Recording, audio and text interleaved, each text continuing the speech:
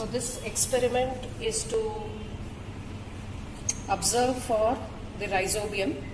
Now the rhizobium is present in symbiotic association with leguminous plant roots.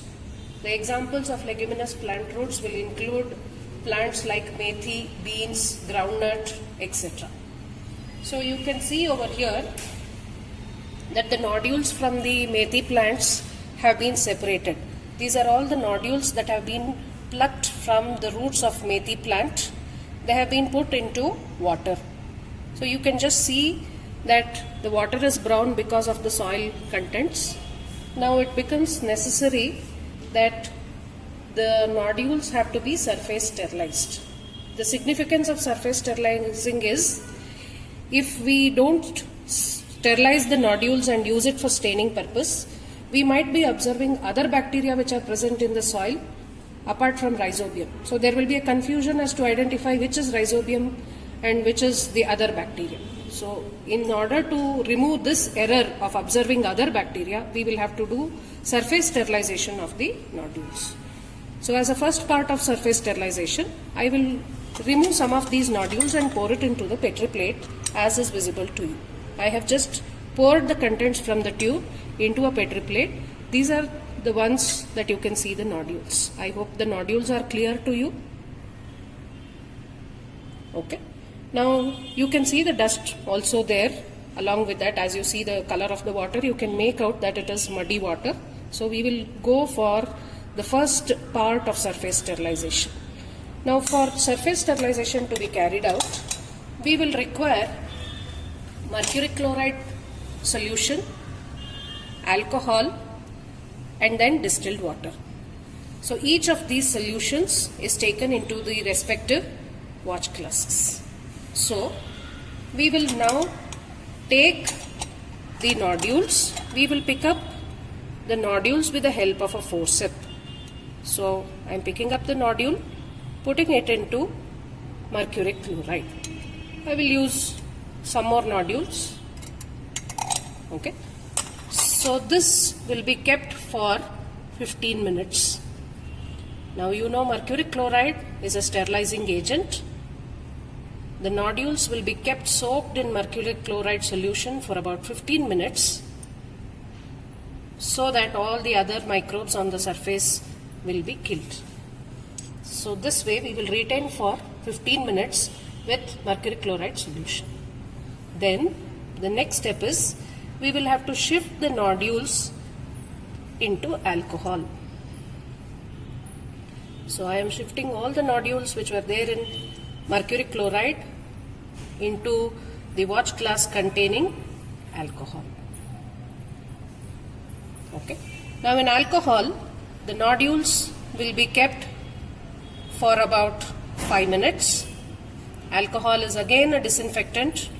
It will remove any of the germs still adhering to the nodules. So this way the nodules will be treated with alcohol for about 5 minutes, and then the nodules are now transferred into the third watch glass which contains distilled water.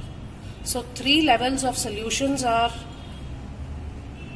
given for the nodules. So this way, distilled water, it is just 2 to 3 minutes. If you are able to give a wash, that is fine. Now the nodules have been surface sterilized. You can see the nodules. You can see the color change also. The water, distilled water, is quite clean. There are no any adhering particles at all. From here, we will have to process the nodules for gram staining. Okay. Now, how do we process for gram staining is to be shown now.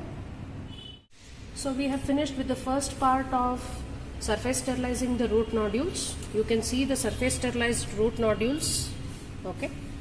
Now you need 2 microscopic glass slides. You need a forceps, an inoculation loop to do the smear from the nodules, and of course all this will be done in the presence of the burner or the spirit lamp. So how do we make the smear? The microscopic slide is taken. Nodules are shifted. See, I have taken one nodule. Can you see the nodule? So the nodule which has been surface sterilized has been put on the glass slide. With the help of another clean glass slide, I am going to press the nodule completely. Are you able to make out that the nodule has been crushed and the sap has been released? Press it completely, remove the slide. Yes, you can see the debris material and the sap has been released across. This debris has to be removed before we proceed for smear preparation. So I am removing the nodule debris which will be discarded. Now take the inoculation loop. The inoculation loop has to be sterilized by flaming method. You can make out that it is getting red hot. That means it is undergoing the process of sterilization by flaming. Can you see that red hot tip of the inoculation loop?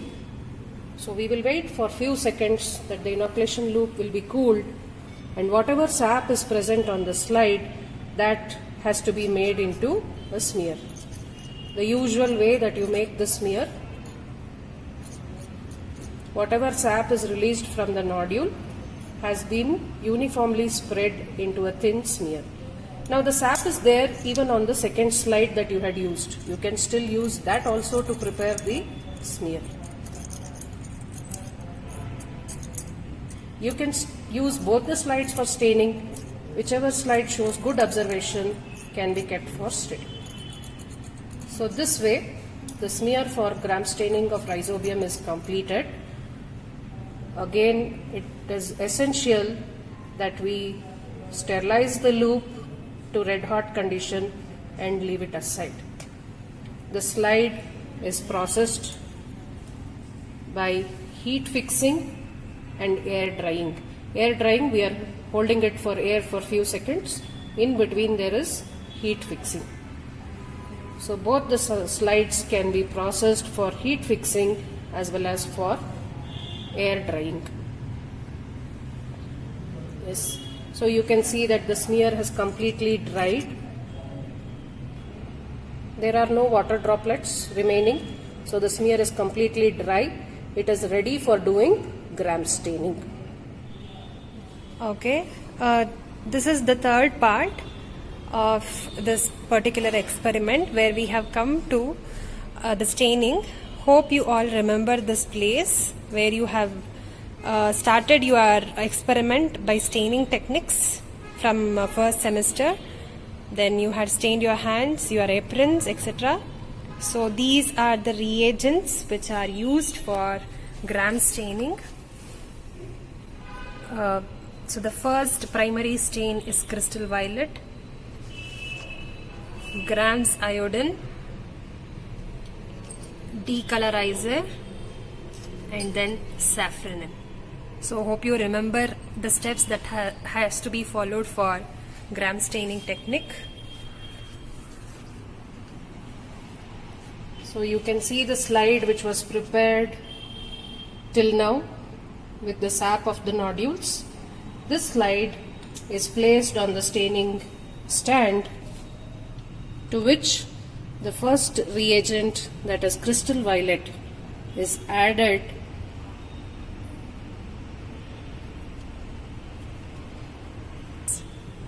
So the first reagent is crystal violet. Crystal violet is added onto the smear and retained for about 30 seconds to 1 minute.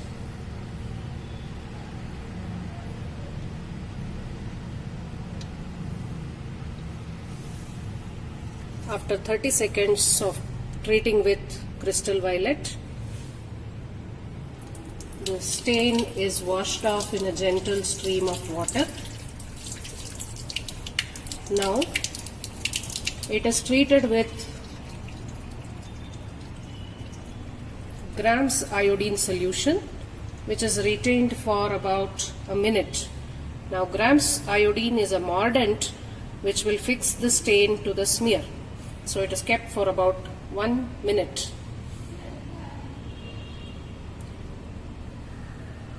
At the end of 1 minute,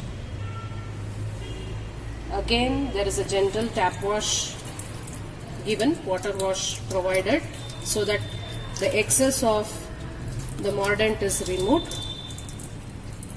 Then the slide is kept immersed into Graham's decolorizer for about 30 seconds.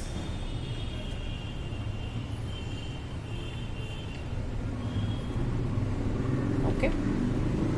Then one more washing step, followed by the addition of saffron. So the smear is flooded with saffron and retained for 30 seconds to 1 minute.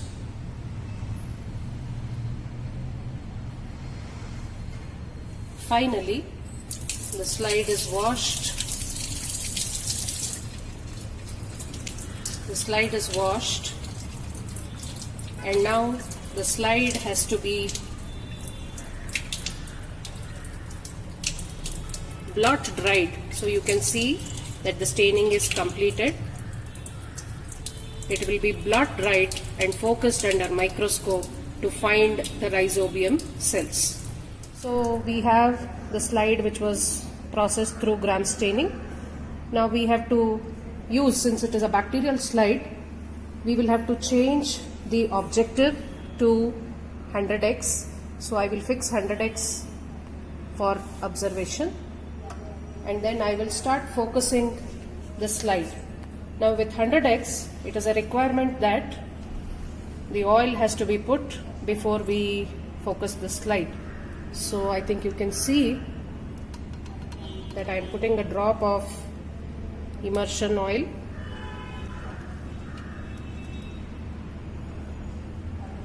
Okay. Now this way, with a drop of oil, this slide is focused across 100x.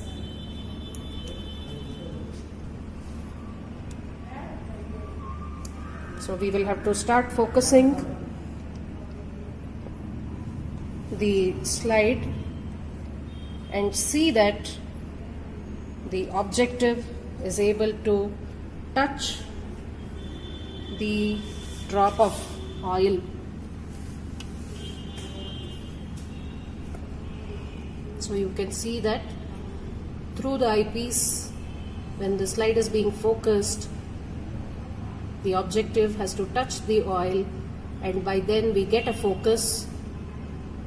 By tuning the fine adjustment knob, we are able to see the finer details, and Rhizobium will appear as gram-negative pleomorphic rods. Pleomorphic means the rods will be of different shapes. Need not be straight rods always.